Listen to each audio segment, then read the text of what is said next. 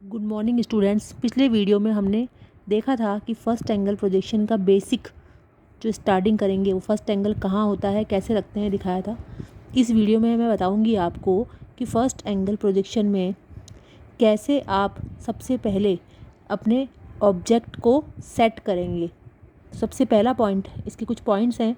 सबसे पहला पॉइंट है, इसमें हम वस्तु को हमेशा प्रथम चतुर्थांश में रखते हैं। ये है फर्स्ट क्वाड्रेंट।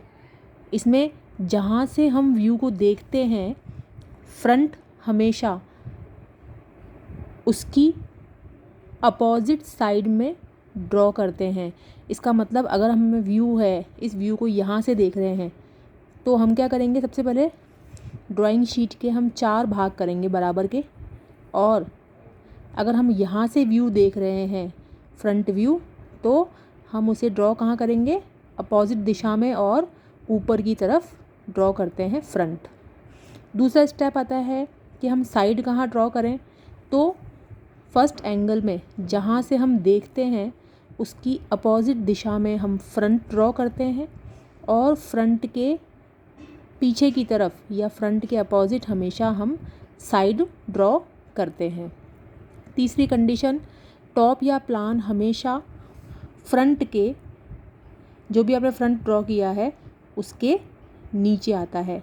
इस स्थिति में देखेंगे आप कि मैंने फ्रंट यहाँ से लिया है, एरो मेरा इस साइड से है, इसीलिए मेरा जो फ्रंट बनेगा वो शीट के 4 हिस्से करने के बाद मैंने एरो यहाँ से दिया है, तो फ्रंट इस तरफ बनेगा। अगर मैंने एरो यहाँ से दिया है तो जो फ्रंट बनेगा वो इस तरफ बनेगा। सबसे पहले आप पोजीशन फिक्स करेंगे कि फर्स्ट एंगल अगर है तो उसमें आपको फ्रंट के लिए एरो कहाँ से दिया हुआ है। अगर एरो यहाँ से है तो इसकी अपोजिट दिशा में फ्रंट बनेगा, और अगर एरो यहाँ से है तो इसकी अपोजिट दिशा में फ्रंट आप बनाएंगे। जहाँ फ्रंट बनाएंगे, फ्रंट की अपोजिट हमेशा साइड होगी, और फ्रंट के नीचे हमेशा टॉप बनेगा। तो फ्रंट ऊपर, टॉप नीचे, और साइड हमेशा साइड में फ्रंट के अपोजिट साइड बनेगा। अब हम देखते हैं क्वेश्चन कि एग्ज़ाम में क्वेश्चन कैसे आता है। तो एग्ज़ाम में मान लीजिए क्वेश्चन आया है आपका, दिए गए चित्र का प्रथम कोणीय प्रक्षेप में एलिवेशन, साइड तथा प्लान बनाइए। आपके पास ये आइसोमेट्रिक व्यू है, इसका आपको फर्स्ट एंगल में एलिवेशन, साइड तथा प्लान ड्रॉ करना है। सबसे पहला स्टेप क्या होगा आपका, सबसे पहला स्टेप ये होगा कि आप ये देखेंगे कि हमें एरो किस दिशा में दिया हुआ है। तो ये आपको एरो दे रखा है, इट मीन्स ये इसका फ्रंट हो गया। यहाँ से आप क्या देखेंगे, फ्रंट। फ्रंट मतलब होता है पूरा सामने का हिस्सा। आप ये चीज़ ध्यान रखेंगे, जब आप फ्रंट देखते हैं तो आप केवल फ्रंट पर ही ध्यान देंगे कि हमें बस यहाँ खड़ा, अगर मैं यहाँ पर खड़ा हुआ हूँ इस स्थिति पर, तो मुझे क्या चीज़ दिख रही है। तो आप ध्यान से अगर देखेंगे तो आप केवल इस व्यू को देखेंगे, 70, 80, क्योंकि ये अगर 80 है तो ये भी कितनी हो गई, 80, ये 70 है, इसके पैरेलल लाइन ये वाली है, ये भी 70, और ये 80। इसका मतलब फ्रंट में हमें क्या दिख रहा है, 70 और 80 का एक ब्लॉक दिख रहा है। अब हम सेट स्क्वायर की सहायता से शीट के 4 भाग करेंगे, यूं और ऐसे। फिर हमने क्या करा, हम जो पॉइंट है, सेंटर पॉइंट है, वहीं से स्टार्ट कर देंगे डायग्राम को बनाना। तो यहाँ से हमने पॉइंट लगाया और सेट स्क्वायर रखा और 70 की नाप नापी, तो यहाँ से आप आ गया 70 पर आ गया, 70 बन गया। उसके बाद इसी पॉइंट से आप उठा लेंगे ऊपर 80। 80 के बाद पता है आपको, अगर ये लाइन 70 की है, इट मीन्स चित्र में अगर ये लाइन 70 की दिख रही है तो ये 80, और ये वाली भी कितनी जाएगी, 70। इसका मतलब इसको कितनी बनाएंगे हम, 70, और वापस से नीचे 80। तो ये आपने शीट के 4 भाग करे, और सबसे कॉर्नर से स्टार्ट करके आपने एक ब्लॉक बना दिया। तो ये जो ब्लॉक बनेगा इसे हम कहेंगे फ्रंट। अब आपको एक नियम ध्यान रखना है। नियम ये कहता है कि फ्रंट का टॉप से या प्लान से, और इस फ्रंट का साइड व्यू से जो एक गैप होता है, वो गैप हमेशा बराबर होता है, वो गैप हमेशा निश्चित होता है। अगर मैंने यहाँ से फ्रंट से इस टॉप के बीच 40 mm का गैप लिया है, तो मुझे फ्रंट से साइड के बीच भी 40 mm का एक पॉइंट लगाना पड़ेगा, उसी के बाद मैं फ्रंट के बाद टॉप और साइड ड्रॉ करूँगी।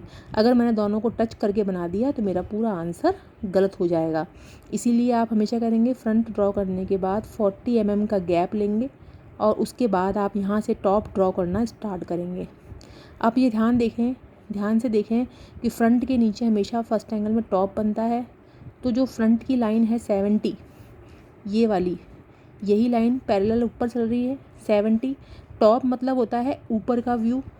तो अगर ये लाइन 70 है तो ये भी कितनी होगी 70। तो मैंने 70 की यहाँ पर एक लाइन ड्रॉ कर ली। अब मैं प्लान की ऊंचाई कितनी लूँ, तो मैं आपको पिछली वीडियो में बता चुकी हूँ।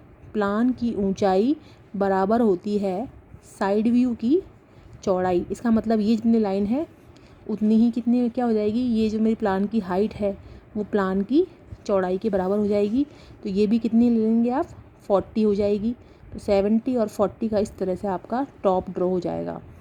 उसके बाद आपने जहाँ पर फ्रंट का कॉर्नर स्टार्ट किया था वहाँ से आप सेट स्क्वायर रखें और जहाँ आपकी फ्रंट का डिस्टेंस और टॉप साइड का डिस्टेंस उन दोनों लाइनों को मैच करेंगे।